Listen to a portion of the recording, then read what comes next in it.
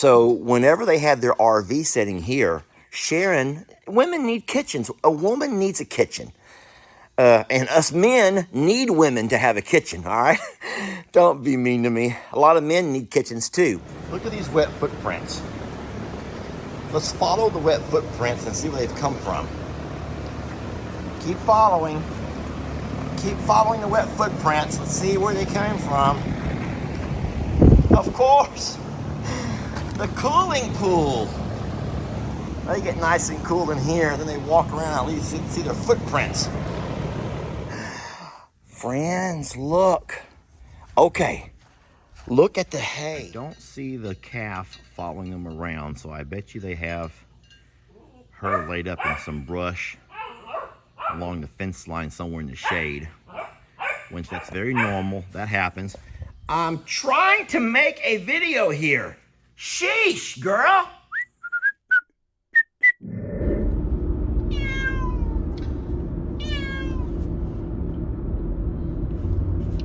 Folks, Longhorn Lester here, and I am being joined by White Kitty, the one that we call White Kitty. Her name is Avalanche. I didn't name her. That was one of the boys. And we are headed over to Longhorn Lester's. And in case you're wondering why I'm carrying a cat along with me, well, many of y'all may have noticed in a recent video, I had first pulled up to the shop and I was saying, hey puppies, puppies, hey puppies. And many of you guys saw what you're calling a rat run across in the background. I never noticed it. I never saw it in the video, but a lot of you did. And so and I'm not going to have a bunch of poisons laying around because we have the puppies. And so we are going to bring over some of the cats from I'm a Survivor. I am not a crazy cat person. I know we make jokes about the crazy cat people. I'm not a crazy cat person. I do like cats. They're, you know, great. All right, so I can really use some input on what's about to happen now. Friends, I'm going to straighten up this area a little bit. But this is a little kitchen in the shop. And a quick history on this kitchen is that when Mr. Dub and Sharon lived here, they had an RV they parked right here. And Sharon needed space. Sharon could not live in just the RV. So Dub, who has his career, he was into all kinds of HVAC and all kinds of stuff. He built her a kitchen, a little area here, so that she could actually come out of the RV by day and do whatever people do who RV. But she could have a kitchen. Women need a kitchen. Let me open this big door to get more light in here. That's a lot better. Oh my gosh. Horses and donkey down by the pond. Goats all coming to see what I'm doing. And I don't see the Longhorns anywhere. They're probably down somewhere in the pasture, so they're fine. But now I can see a little bit better. Hey, Fireball. Guys, I want to take that Longhorn skull, the ones that Jamie would not let me put over at the house, and mount it. And I think this would be a really nice place to put it. This is the wall over here where I think it's going to have to go. This wall over here has this strange nook that Sharon used to have a little pantry. This was her little pantry, her shelving for her pantry area.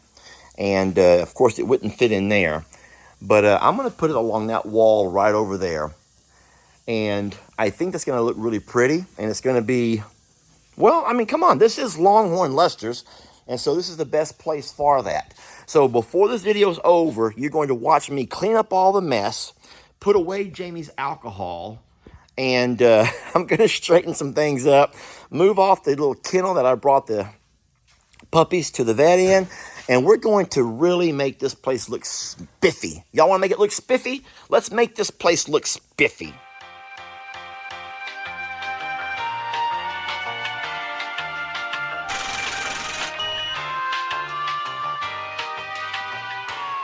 All right, so I hung it on the wall. I don't know if I hung it exactly the way it was meant to hang. So the skull comes with a hook in the back. I don't know if you can see that or not. That's tied into the skull. And it came with this mounting board that I'm pretty sure is where it hangs. I mean, why else do they have the peg there? But I don't know exactly. Now, in case you're wondering about this thing falling, it can't, because this is actually plywood behind this. This is some kind of a, looks like flooring, some kind of a flooring they put down on here just for the look. But there's actually plywood underneath this. So I went through plywood, a 3/4 inch thick sheet of plywood. So I'm really good as far as that goes. I'm not concerned with it falling off from the bracket. I'm just hoping that the hook holds it, because it's pretty heavy. But that's the way it's meant to hang. And so that's kind of how that looks. That's sort of how... I am stepping on all kinds of stuff the puppies have been dragging around. Oh, puppies. Puppies, don't you just love them? All right, so that's the beginning right there, guys. That's going to be my Longhorn wall. And after I get the table cleaned off, this is going to be a neat little spot. All right, I was also gifted this flag. It's the Thin Blue Line flag for our first responders, police officers. I'm going to go ahead and hang this up also. The thing is, I'm going to try to integrate these together. Now, the note on this said I could hang it on a flagpole here at Longhorn Lester's.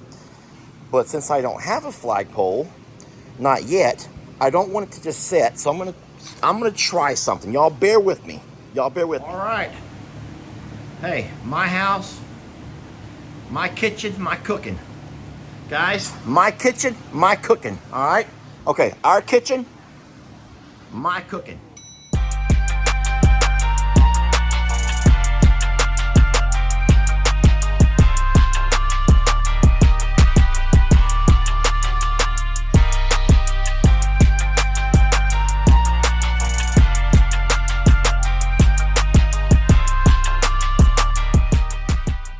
So, total disclosure, the part of that video with me and the broom was just for the get the romantic juices flowing, because in reality, we're in the barn, guys, ladies and gentlemen, we're in the barn, we're in the shop, and no man uses it.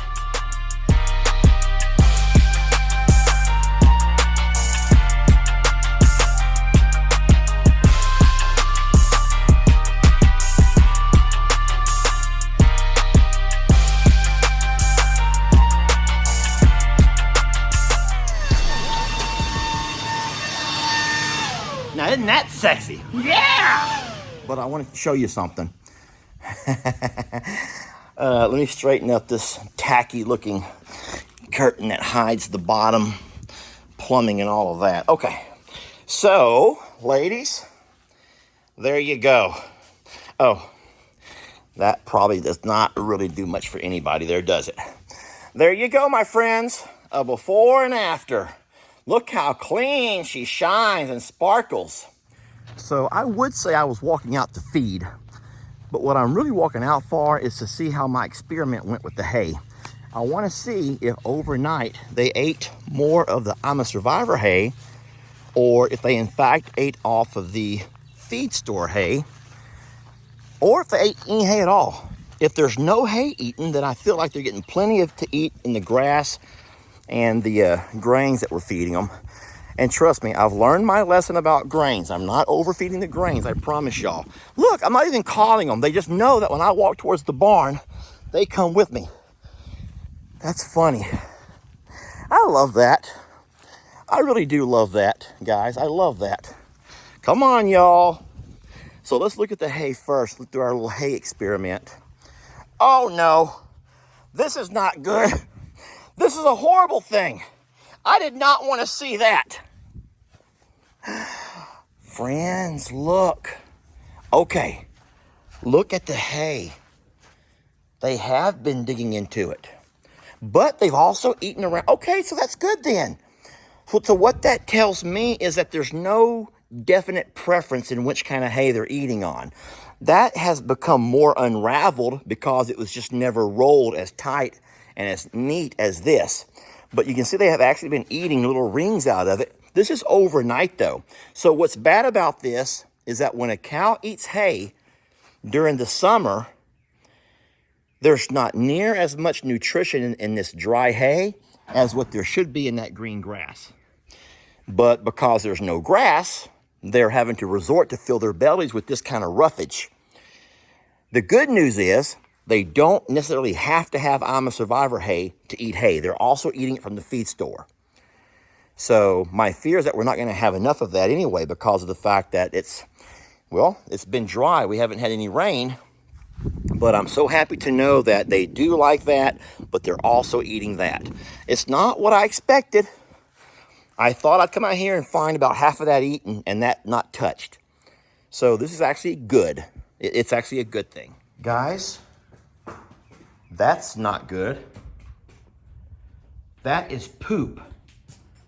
And that poop is inside my part of the barn. That means there's been something in my part of the barn. What kind of poop is this? And what has been inside my part of the barn? I have to get me a camera over here. I got to get me a camera mounted in here because I have to know what's going on when I'm not here. Now, in case you're saying, yes, Lester, something's been eaten on this. That happened when this was still on the trailer. When I had the trailer parked over there, that roll of hay got nibbled on while it was still in the trailer. That's Ellie and Megan. They're over there videoing the calf, Jolene. I cannot stop singing that song. That song is in my head all day and all night. I wake up in the morning singing it, and I don't know all the lyrics, so I just pretty much say, Jolene, Jolene, Jolene, Jolene. I'm begging you, please don't take my man. And I don't even know if those were lyrics. And then I said the same thing again and again and again and again. And I am so worried that someone's going to hear me singing that because I don't pay attention. I start singing loud. And who knows who's listening. Well, I mean, I know they're listening. I don't think that they care. But what if the neighbors are listening? Like, what if Miss Pat's over there somewhere right now in them woods watching me, listening to me?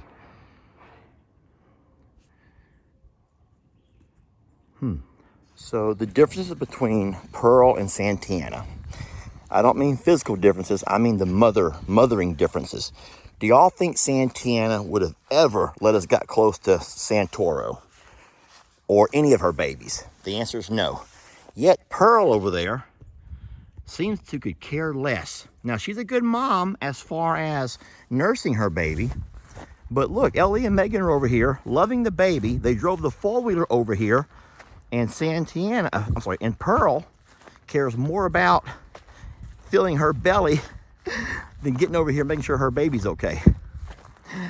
And that's fine. I think that's because Pearl is a lot more gentle. Maybe she's more trusting.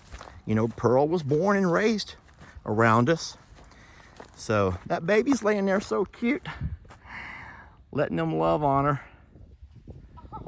Is that the craziest thing? She never let anybody do that kind of stuff until Miss Pat came around. And now Miss Pat has made her to a big baby.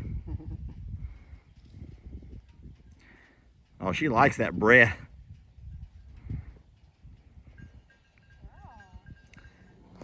Look how clean it's going to be, Pearl. Pearl is very trusting. I'm refilling the water, so I dumped it all out there. You see all the water on the ground beside us. And I put the hose in to refill it. And she's put her head all the way into the trough to be able to get some water out of the bottom as it fills. And that in itself is just a very trusting gesture. Because, oh, no. See, ladies, longer is not always better. Bigger is not always better. Not when it comes to some things. Don't let your troubles fester. Come watch Longhorn Lester. Yeah, something like that.